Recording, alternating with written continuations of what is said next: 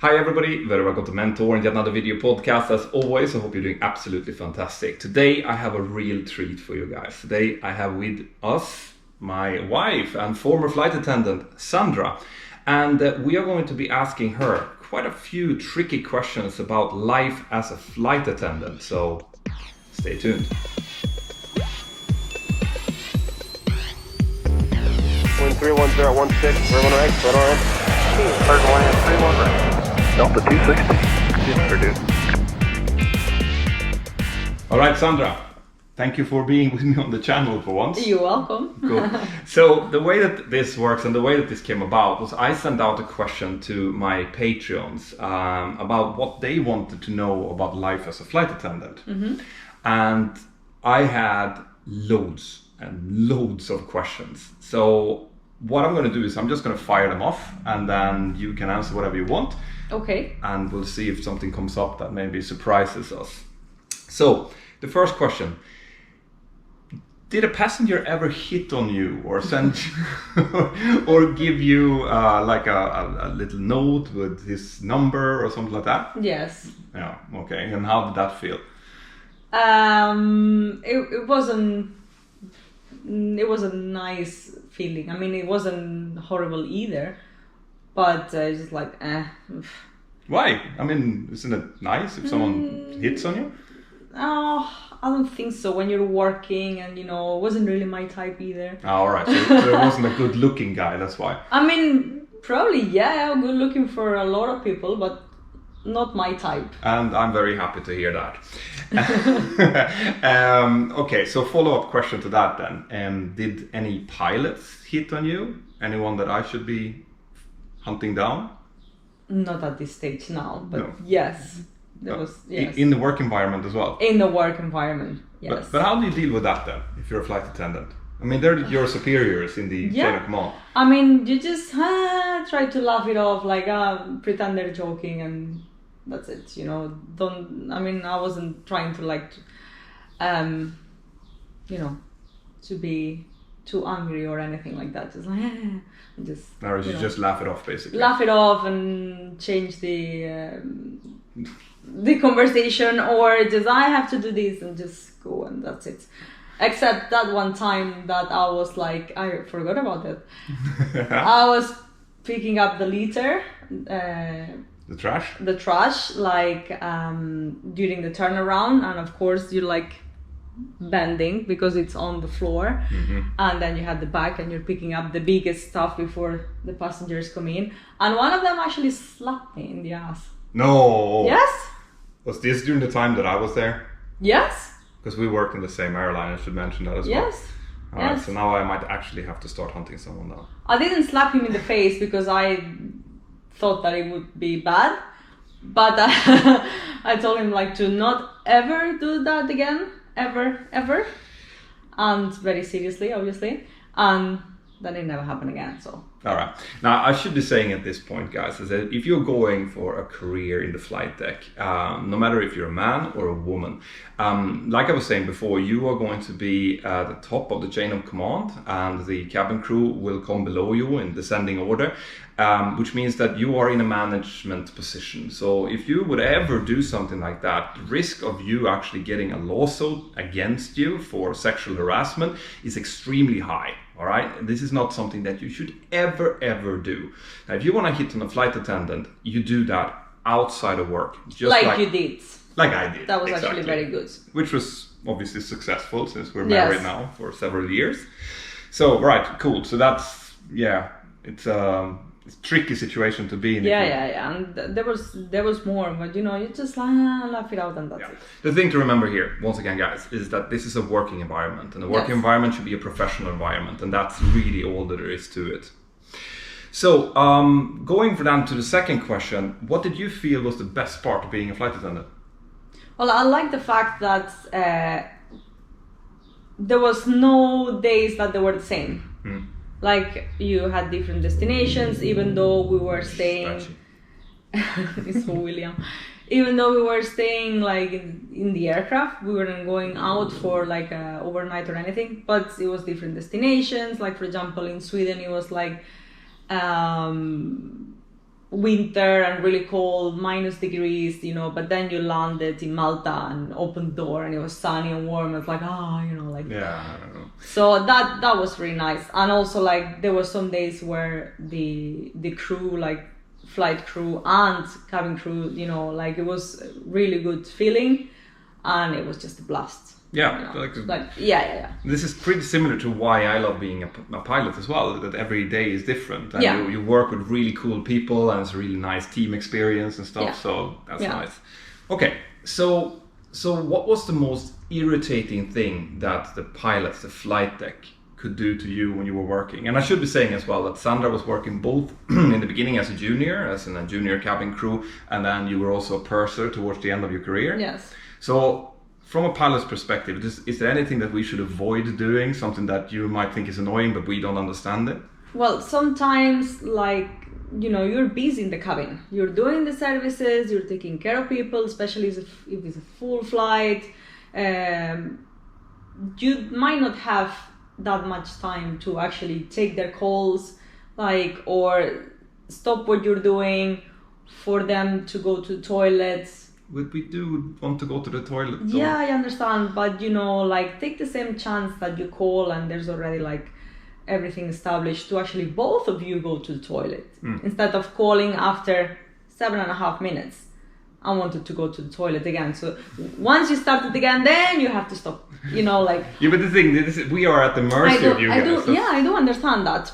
But maybe plan, you know, like, I don't feel like going to the toilet now, but maybe in 7.5 minutes or 10 or 15 I need. So I'll take the chance now to do it, you know. Okay, so respect basically that you guys are working quite hard, even... Yeah, or sometimes it's just like, maybe it's a toilet, and then after 10 minutes it's a coffee, and then after 10 minutes it's heat up my food, and then it's, you know, so it's all the time that you have to leave what you're doing to actually undo. And I do understand, you're locked in there and you have your needs also. But maybe like in one call you can just take everything out. I need the coffee, I want to go to the toilet.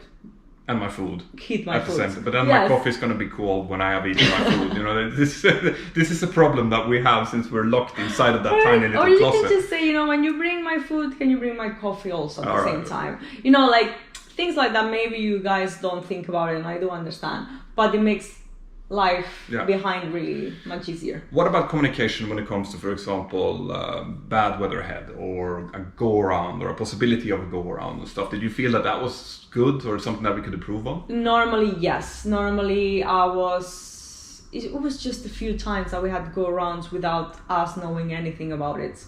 But normally they were calling us up ahead, or you know, we were call into the flight deck and we were explaining face to face, like, listen, there's bad weather, we're gonna try to land, a lot of fog, whatever the situation was. Otherwise there's a possibility, big chance of a go around, or you know, so we normally were briefed. Yeah, for that. That's the thing. Since we do a lot of pre-flight planning, and we know when we're going into a place where there's fog, for example, we would already at the briefing stage. Yeah. Sometimes before taking off, we already knew that we might not be able to land in that destination. Obviously, this is not something that we communicate with passengers at that point, because to be perfectly honest, even if it looks like it might be fog when we get there, there might not be. It might have disappeared, or the visibility might be just fine. And telling passengers at a very early stage that there's a possibility of a go-around or a diversion is just going to heighten the anxiety level. So it's unnecessary worrying. Yeah, so we would brief the cabin crew to say that this is something that could potentially happen. And then as we get closer to our destination, I would call them up as well and tell them, listen, you know, the weather hasn't gotten better, so just be aware, prepare your PAs and things like that. And we might end up at our alternate, so have that in mind. It's all about increasing situational awareness, really. But it's good that you felt that was being done. That was normally, I think it was just a couple of times that we were about to land and then go around. I was like, what?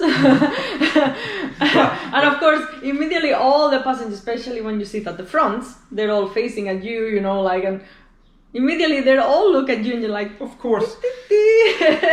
Yeah, but I mean, of course they do. But that brings me into my next question that my Patreon sent in, and that is: have you ever been in a situation where you actually felt afraid, but you had to kind of keep your face straight in order not to scare passengers? No, not really. No. No. Good. No. No, because I do trust. I mean, I'm not afraid of flying, obviously, and I do trust you guys at the front. So no. Yeah, so that's always something that I bring up when we talk to people who are nervous flyers, is that they should be just looking at their professional cabin crew and see how they're reacting and how their like a body language is. And you'll find that someone who's experienced, like specifically the purser, because you might actually have junior cabin crew members who have never done a go-around. Like you could be in a flight like that. Yeah, they're just new, like they've been flying for only a couple of weeks and they're also excited themselves. Yeah, so they might show a different body language, but if you look at the most senior person and look at how they react, then you'll have a fairly good grasp, you know, about how you should be feeling. If there's turbulence or anything going on and you see the cabin crew, they're sitting, chatting around, or like drinking their coffee or preparing their stuff to work, or everything is fine. Yeah, it's when you see them crying that, you know. And you, that never happens. That's never. No, but it's a good thing for you guys to know that. Like for example, Sandra, how do you feel about turbulence? Oh, I like them. I love them. And why is that? I don't know. Like I mean, when we were working, we've had those like cloud turbulence, you know, when you're just like climbing, that you go through them. It's like, I like them.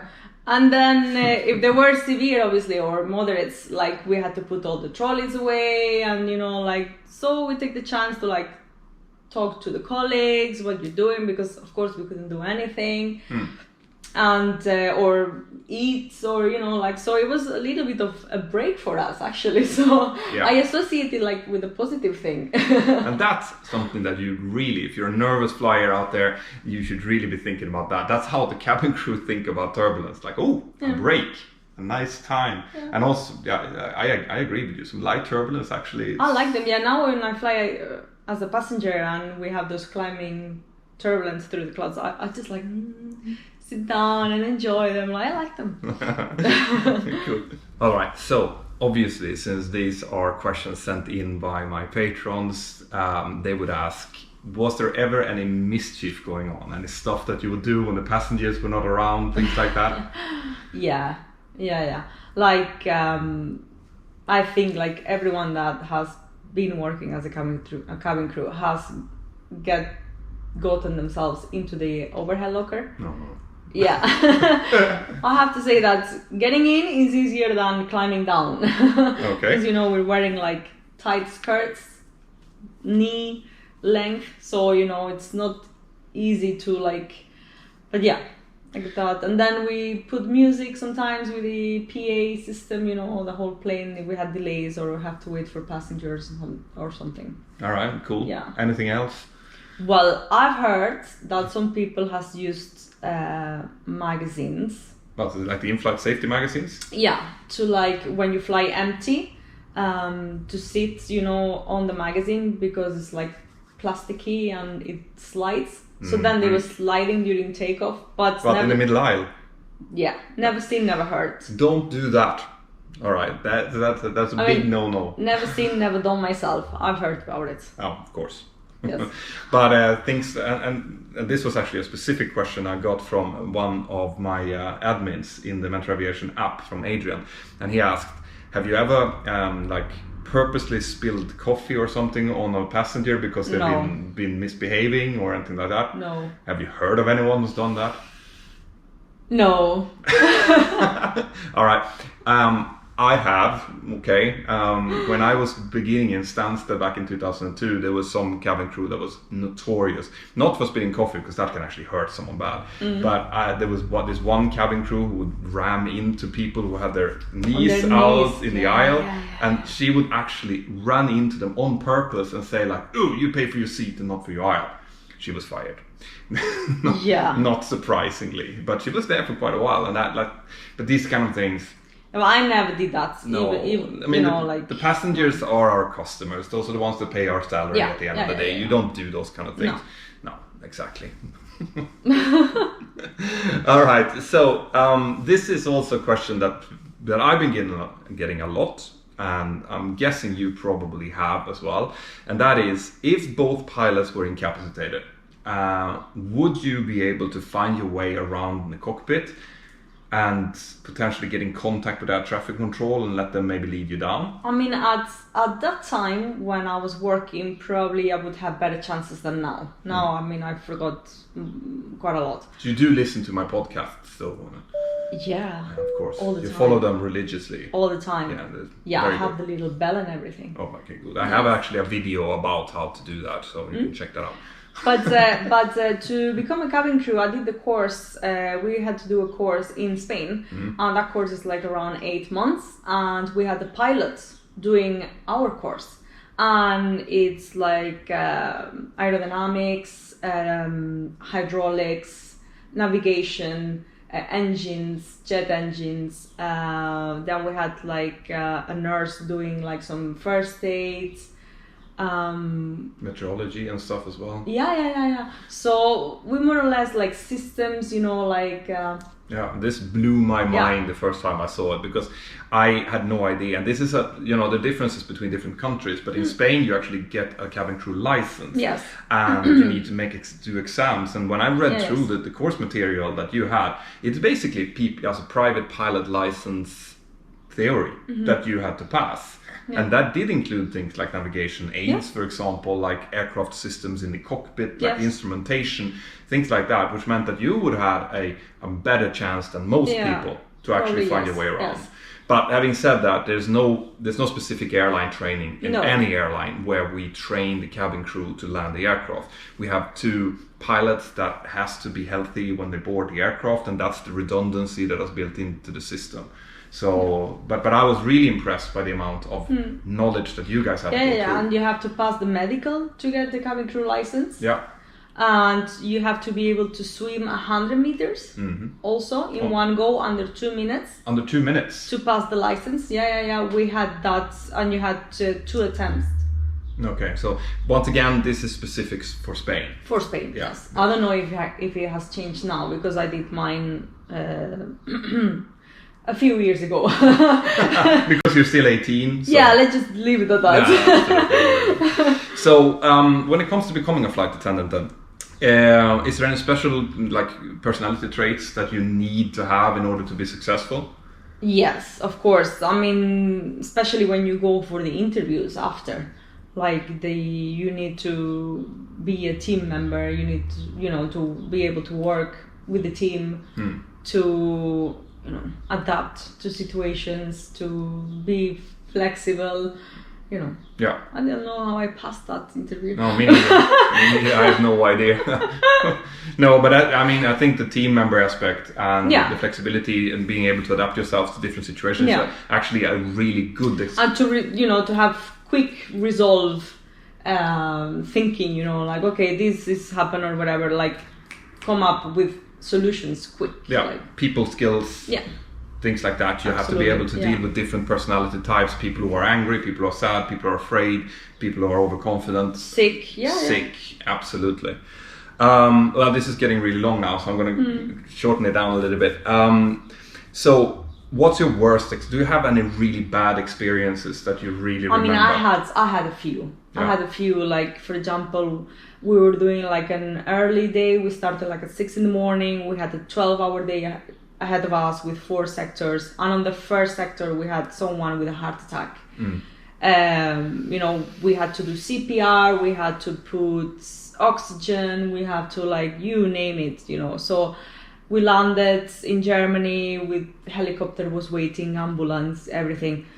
We were exhausted, and we still had 9 hours left on our day, so that really drained us. It does. These kind of things do. And I should say as well that if something this is a medical emergency, which is considered, obviously, depending on how it goes for the passenger, something that's very serious, but from a crew kind of experience perspective, it's not considered a serious event, which means that it's not something that would have the cabin crew and the air crew stand down. But you would be expected to continue to work after something like that. Yeah, we were, yes. Yeah. On if you've had a more serious, technical emergency, for example, or fire or something like that, in that case, the cabin crew and the pilots would probably be stood down, as in be taken off the flight, and be giving access to counselors and things like that, which is also, by the way, is something that most airlines do give to their cabin and flight crew if they feel that they were really hurt by something. So, for example, if you've had a maybe I medical took it emergency, differently because I was a person on that flight, so Yeah. I had to, you know, like deal with everything. And that day we didn't have any nurse or doctor on board. But you really hope normally if something happens, someone more qualified is going to be able to do more. It is so helpful when you have someone who's medically qualified.